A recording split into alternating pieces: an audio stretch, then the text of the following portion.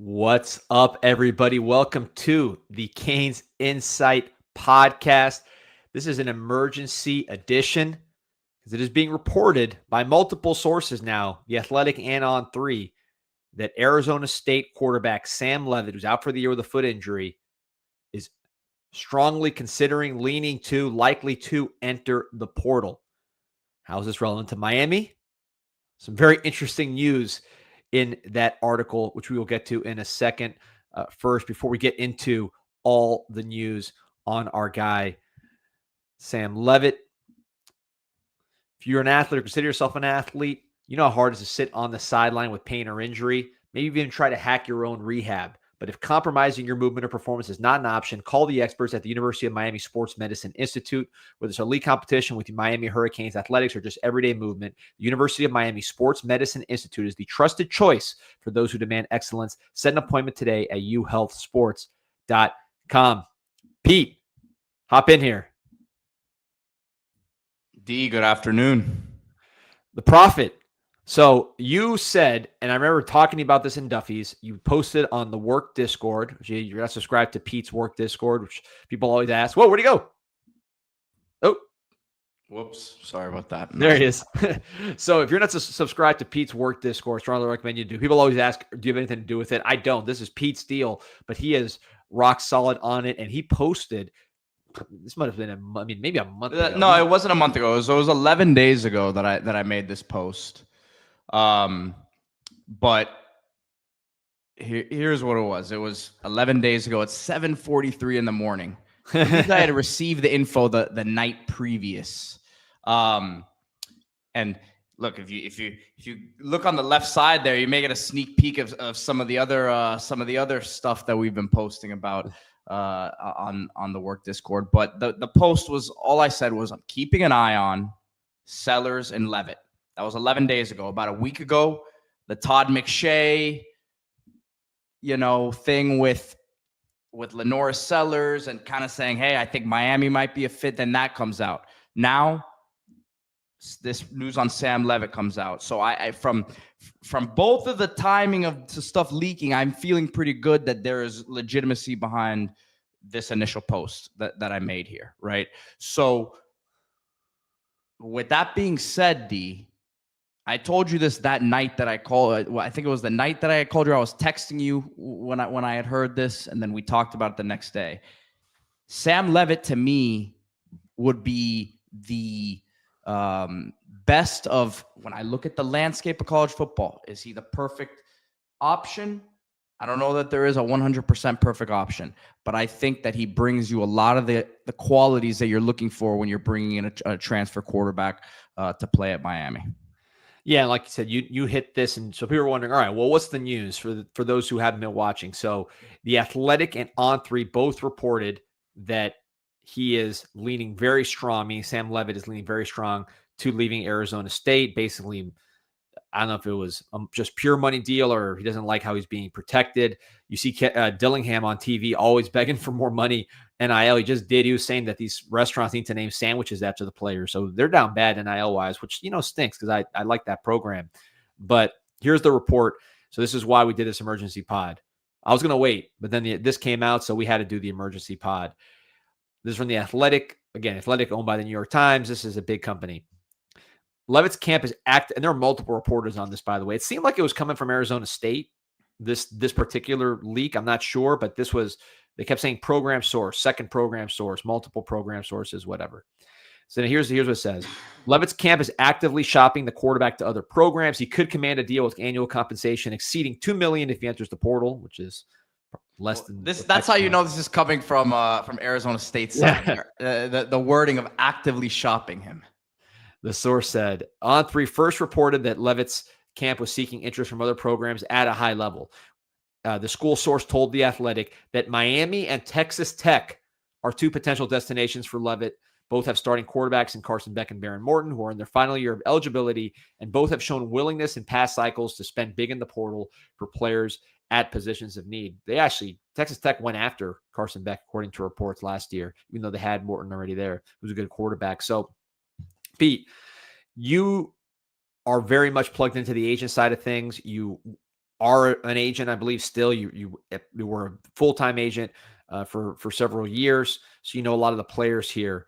Seems like this is agent driven. What he's out, so they can kind of be more aggressive maybe than they otherwise would, because you're not ruining his season or anything like that. So where are you at with this, and how do you read all this? Well, I mean, look, obviously, I think in an ideal situation for the kid and his team, when I say team, you know, the people who are, you know, working this deal for him, is this would he would have been healthy this year. They would have played it out this year at Arizona State. And by the way, with the state of the quarterback draft this year, if he has a solid year, doesn't even need to replicate what he did last year, he's probably a top 10 pick.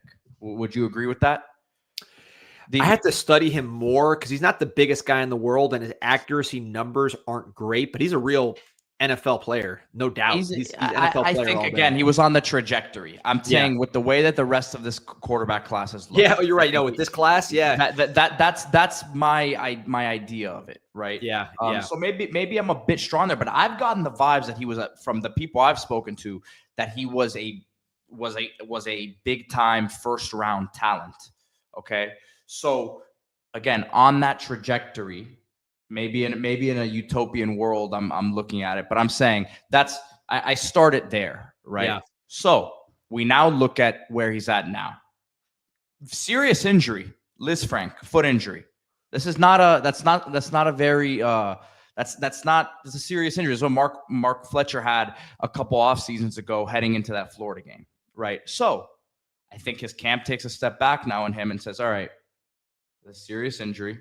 We expect that we're going to get right and get okay, but we got to maximize our value right now at this level. We know what the market is. Arizona State, as you just mentioned, D. I'm sure he's getting well compensated this year, but there will be opportunities for him elsewhere to maximize what he could make this year. And obviously, as this article alludes to, Miami has paid well at the position, and I think it's paid off the last couple of years here. We'll see what happens here as the rest of this year plays out. But with all that being said, number one, maximize your money you can make at this level. And number two, what are the pieces that are going to be put around? From the other part of this deed that I've heard, and I'll add this to the part of the equation, and you can chime in on this as well. Miami wants to act very quickly here with this quarterback position this year.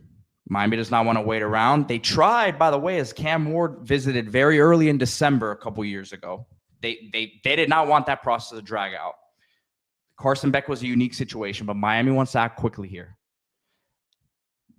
With all that, with the fact that there are already these reports that he's in discussions, I think a lot of this lines up for what Miami's looking for. Now, I mentioned the foot thing.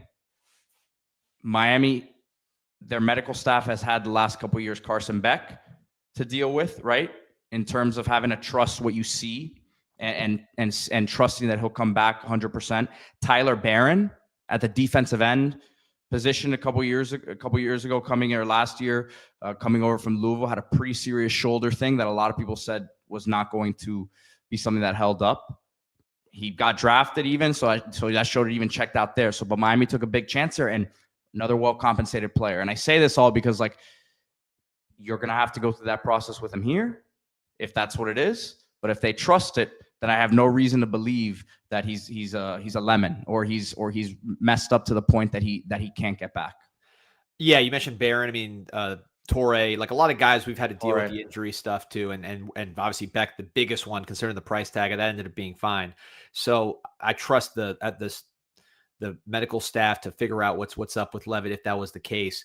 I've seen a lot of Bo Nix comparisons in the chat. I like that comp. That was the comp that jumped out to me, Pete. And you said first round. I could see him going on that trajectory. Bo Nix, of course, a first round pick, who ended up being a very good pro. So that's the comp to me that makes the most sense. Just visually looking at them and how they play, arm strength, mobility. Hard to get exact height. It's almost it's like he plays bigger than his size, though, too, if that makes sense. Right. And look, I mean, so Levitt's like 6'2", 210. Bo Nix is like 6'3", 215. I mean, they're about the same size. And arm strength, I think both are good. jumps out their hands. Not like elite like a Seller. Not similar to Mateer size. Mateer's not the tallest guy either. No, very similar. I would say arm strength very similar to like Nix, and then athletic ability. So you look at Leavitt's stats. So just someone asked about Leavitt's mobility. The passing stats clearly a lot better last year with Scadaboo and Jordan Tyson for much of the year, who's a top receiver. 2,885 yards, 24 touchdowns, 6 picks. This is throwing the football, 61% passer. Last year, he ran for 443 yards, 5 touchdowns. Dropped considerably this year, playing hurt as well with the foot, missing time. 60.7% passer, which is on the lower end of what you'd like in college. 1628 yards, 10 touchdowns, 3 picks. Still running it, even with the injury, 300 yards and 5 touchdowns. Look at Bo Nix. Bo Nix's stats really took a leap when he transferred from Auburn to Oregon. So if you look at just the Auburn Bo Nix, here's the last year of Auburn, right? 61% passer, similar to what we've been looking at with Leavitt. 2,200 yards, 2,293, similar. 11 touchdowns, 3 picks, 7.1 yards per attempt. So really, the last year of Bo Nix at Auburn, very, very similar what you saw from Sam Leavitt, let's say this year. Running the ball, same thing. Last year at Auburn, he ran for 168 yards and 4 touchdowns. Year before that, 388 yards, 7 touchdowns. Okay. But then when Bo Nix transferred to Auburn, and now he's playing with that big-time offensive line that Mario Cristobal and Mirabal had built and left for him, his stats took a huge leap. 3,500 plus yards, 72% passer, 29 touchdowns, 7 picks. And then as a senior, which was like a super senior year because he had that COVID year and is basically his 5th year as a starter, he was unreal. 77% passer, 4,500 yards, 45 touchdowns, 3 picks. All right. 3rd in Heisman. So I'm not saying he's going to follow Bo Nix's path to the T, but when you put Bo Nix behind a good offensive line with a good talent around him, he took a big leap. Could you see something similar from a Leavitt in this offense?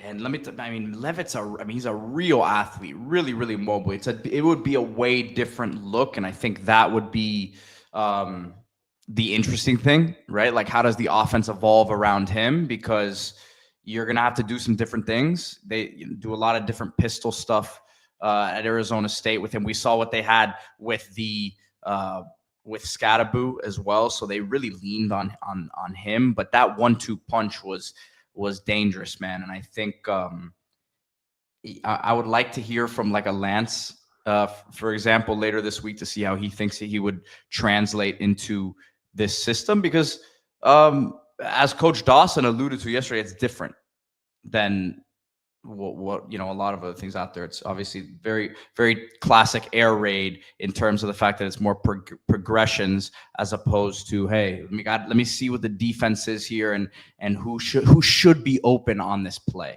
And that's what Coach Dawson was talking about yesterday. So that would be an interesting discussion to be had. But certainly it makes a lot of sense, D. It makes a lot of sense. Makes a lot of sense. And a lot of comments here, so I want to get to these, and I'm a broken record on this, but Omer Wilson said, Leavitt, not good. I pray for the day Miami develops our own quarterback. And similar from Clizzy says, what's the use of top 10 recruiting classes stacked if we're going to the portal? Let's use the players recruited year 5 coming up for Mario, so we really shouldn't need the portal. He's a great recruiter. I'll say this as firm as I can. This is my opinion. Everybody's entitled to disagree.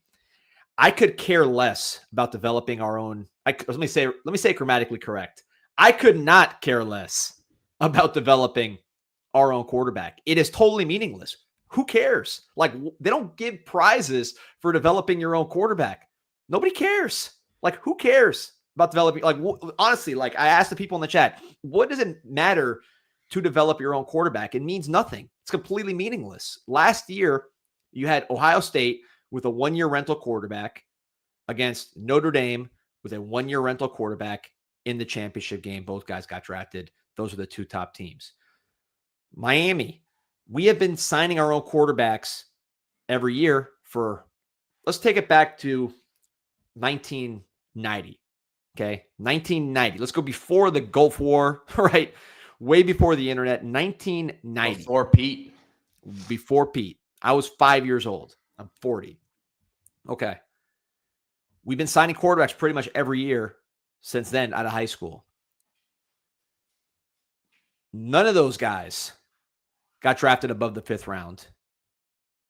None got drafted above the 5th round, except for one, Cam Ward, who was the number 1 overall pick this past year. Carson Beck, we'll see how the season plays out. I would expect him to be drafted higher than Craig Erickson, who was the 5th-round pick. We're talking about 35 years, and you're about to go back-to-back with better NFL prospects than you had that whole time period.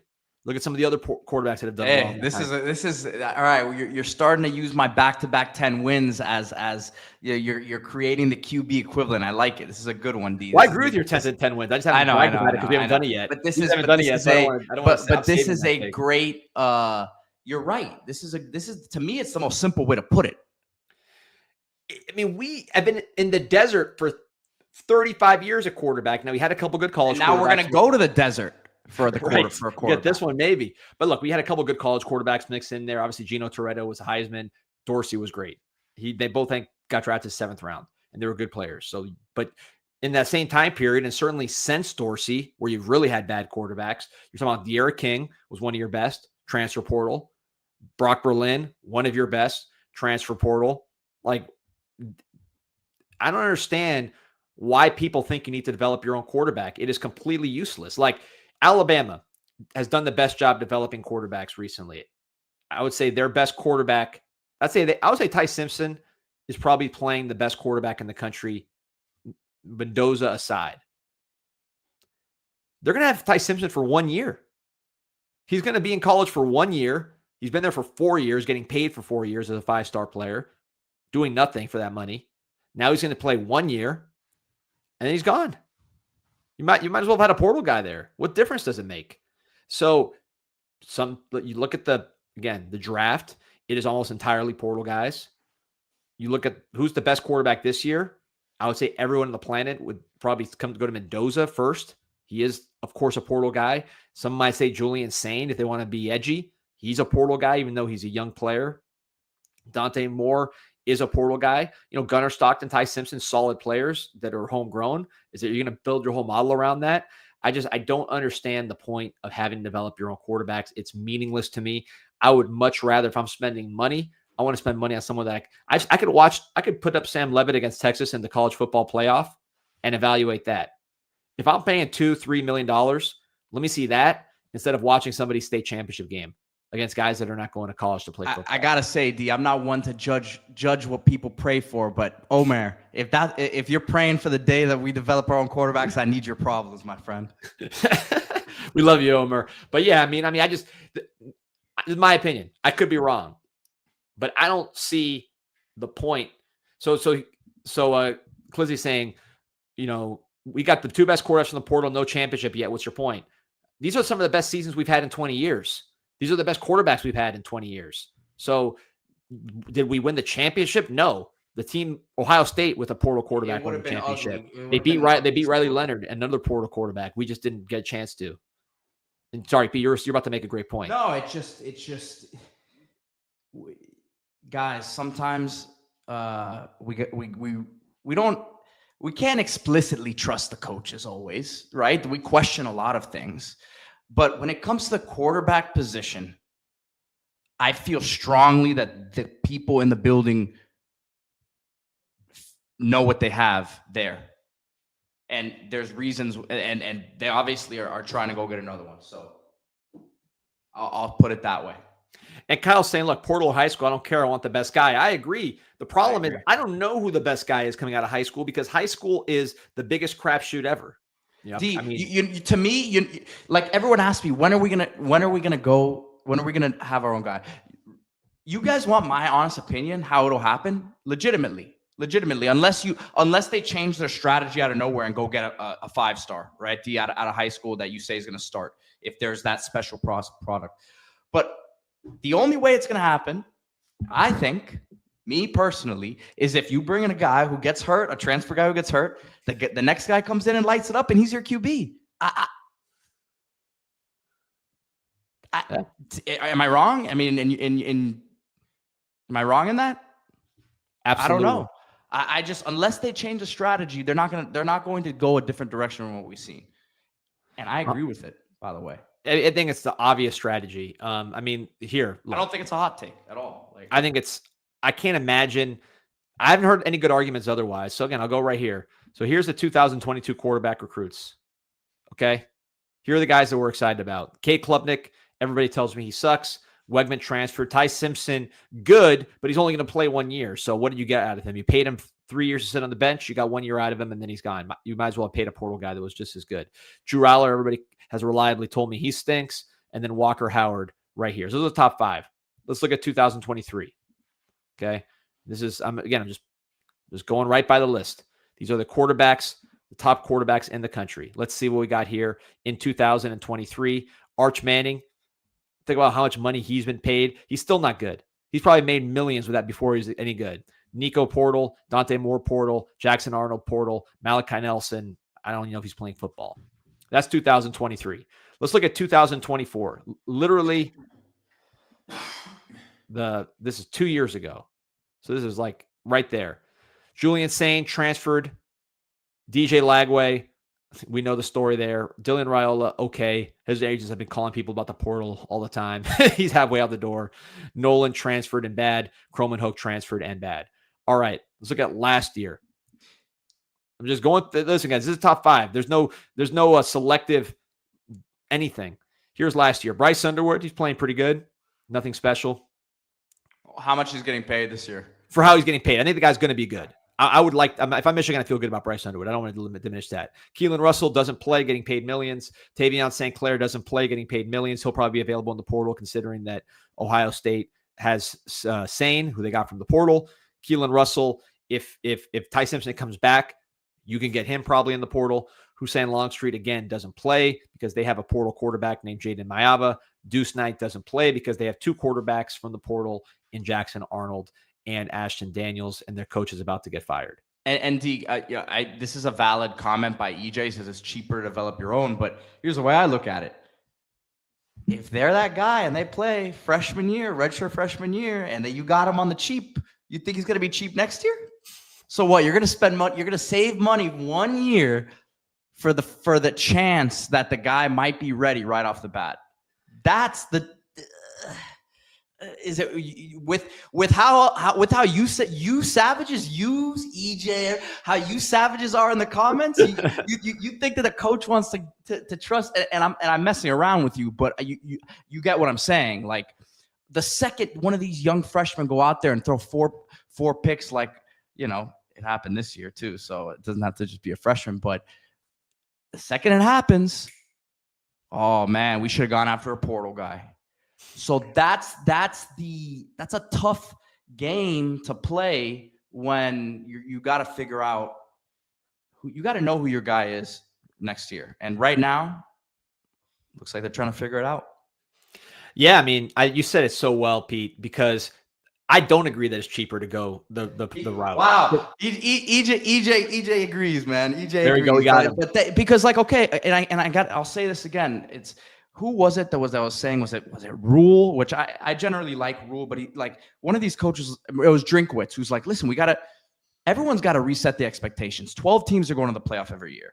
And D, I said this the other day, we are up in arms about, man, spending so much more money as a program, but everyone's spending more money. Everyone is putting money, everyone is spending money to a certain degree, maybe not, but a lot of schools are putting money in more than they ever have, right? So a coach is on a hot seat, just like the NFL, quicker than ever. They're not getting 4 years anymore, D. They're getting 2 or 3 years, and it's over with because the demand is high to win. So it's very tough. Every school's different. Miami is not at the point that you can trust a young quarterback. I don't think they are. Yeah, and I don't agree that it's cheaper because let's say you're trying to recruit the top blue chip guys. They cost 7 figures to get him in the boat, and then they don't play. So you're burning money because you have a quarterback that's starting, then you have a guy that's learning, and they both cost money. Think about how much money Arch Manning burned before he became good, which, by the way, he's still not good. And I like Arch Manning, but think of how much money you're burning just on the development process. You still pay them when they're on the bench. It's not like it's incentives, and just because they don't play, they don't get paid. They still get paid. So you're paying those guys, and then once they get good, like your point, Pete, which I thought was excellent. Once they're good, you got to pay them again. Like I'll use Lenore Sellers as an example. South Carolina had a great eval with Lawrence Sellers. I mean, he was local. He wanted to go to South Carolina, but they got him in the boat at a lower amount because he was not a high prospect. I assume it didn't cost them a lot out of high school. Last year had a good year. What do you think his agents did? They went to every extorted them. They extorted the school. Extorted the school. Then the offensive line gets bad. The wide receiver gets bad, whatever. You know what happens?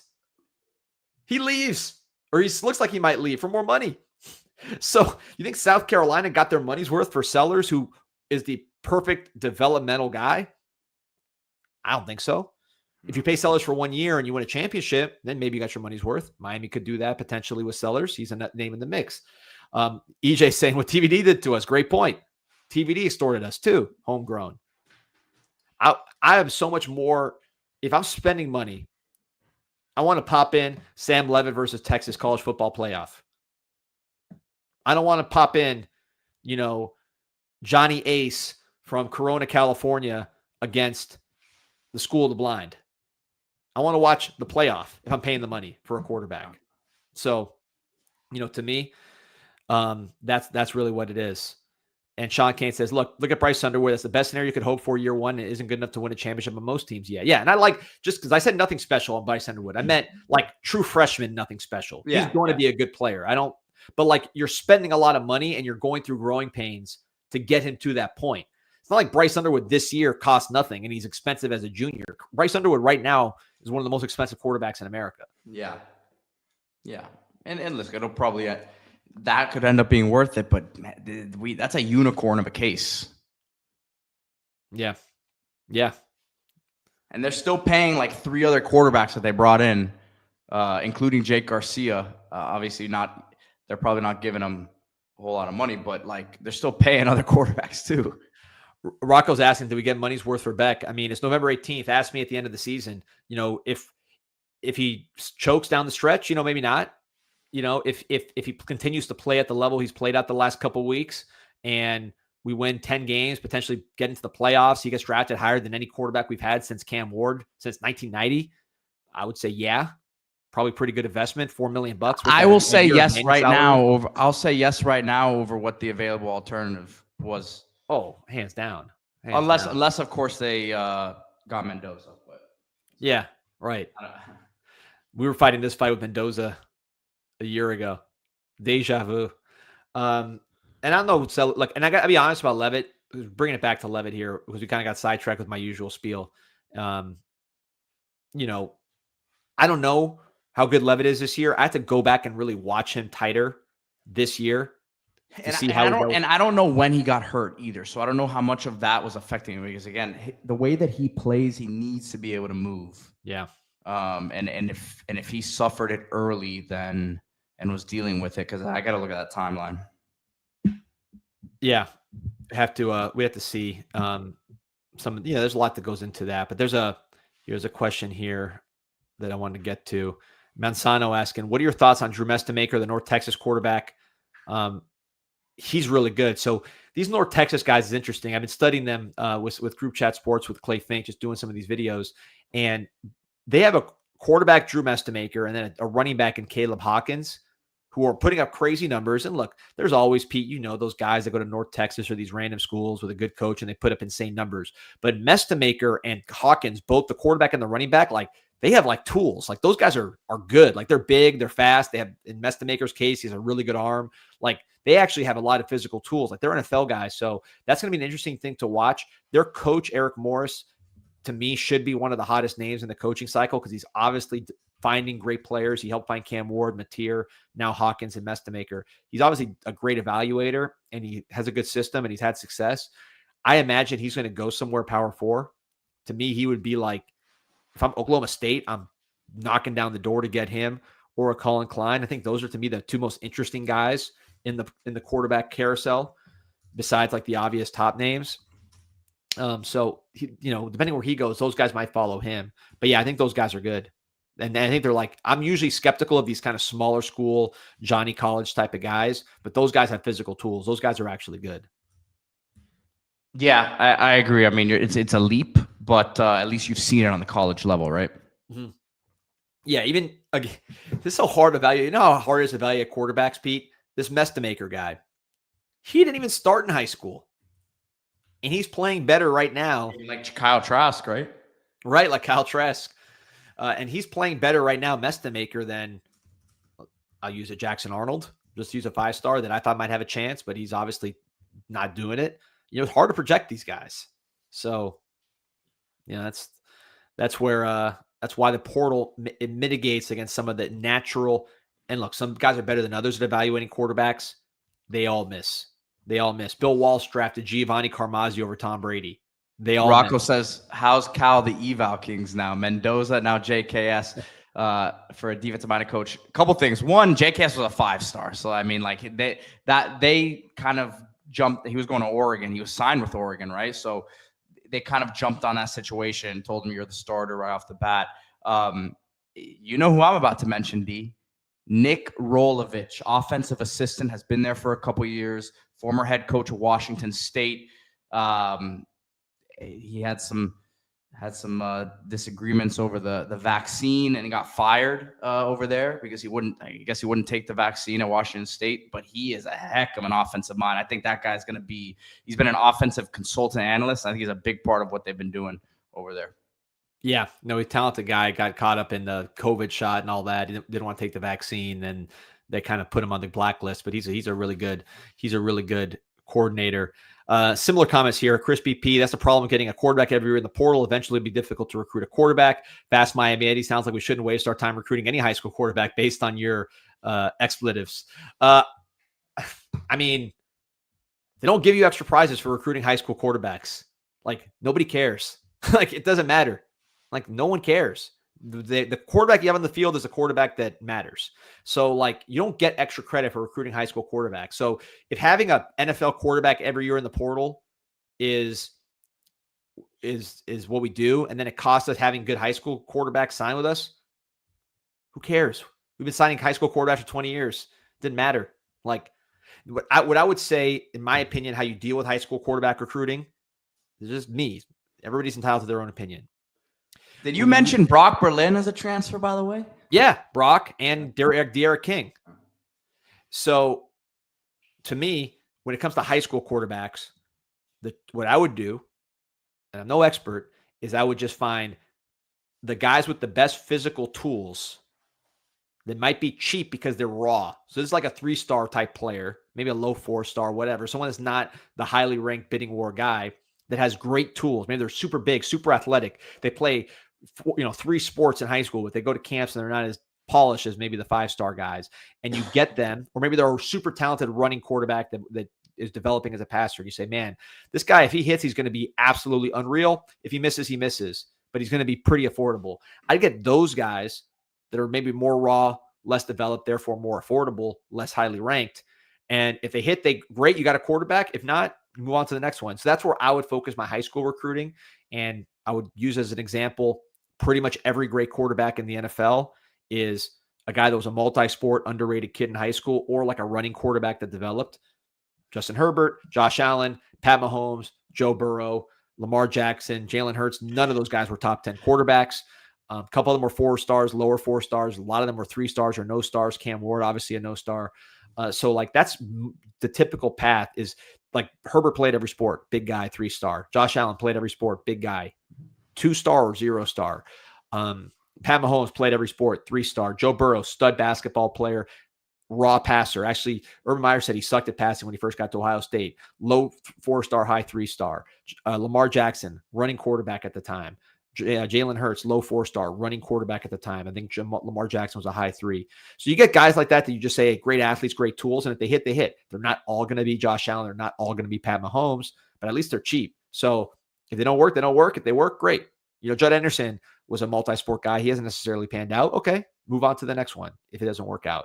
So that's just kind of how I would do it. But the floor, meaning like the safe bet, are going to be the players that you're getting that are portal guys. Because if I'm picking a safe player that I'm paying a lot of money for, that would be a guy that I can watch in college as opposed to a quote-unquote safe bet from high school, which is it's an oxymoron. There's no such thing as a safe bet from high school, period. So take your risk in high school with cheaper, high upside guys and then get guys in the portal. My view. Just one man's opinion. But listen, Sam Leavitt would be interesting, man. That'd be an interesting one. I think that'd be I like that. One more thing, Pete. and I want to get your thoughts on this. I know you're digging for info. You were the first one on this one. Is everybody talks about Mara being a great recruiter and will high school quarterbacks want to sign here? Maybe not. But I'll tell you this.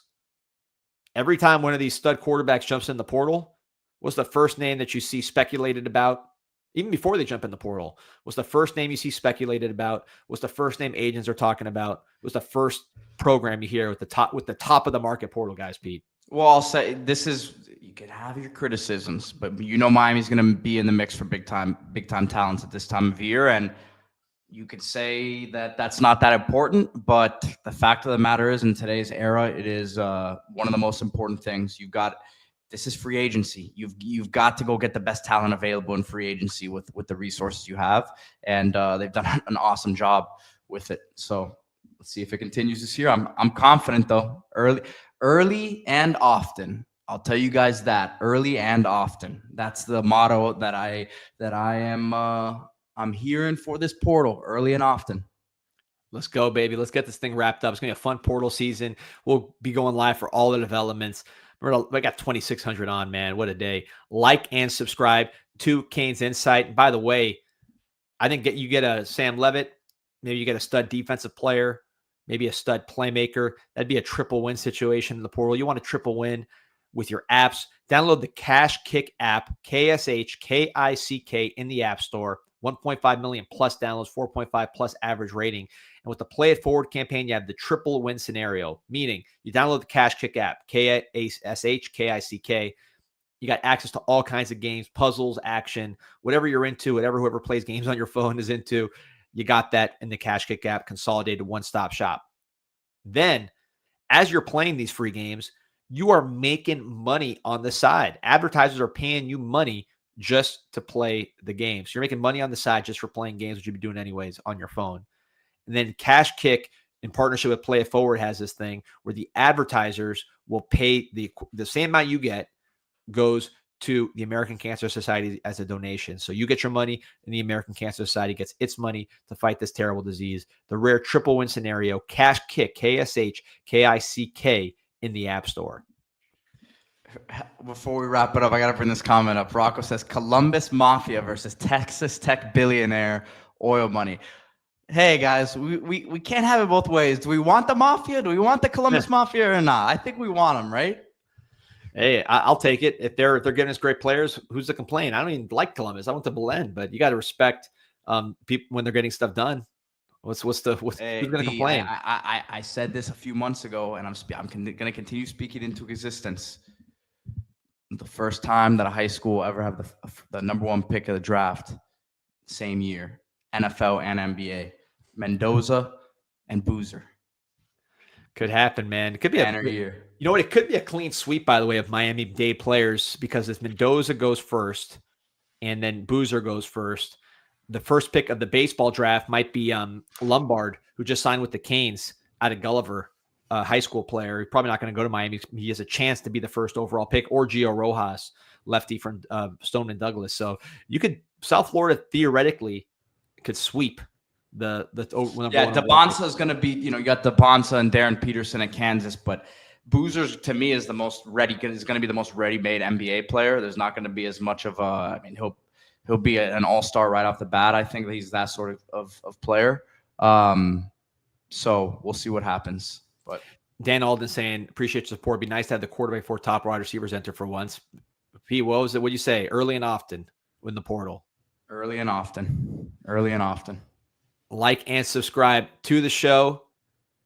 Appreciate everybody's support. Over 2,700 on. Go Canes. Go Canes.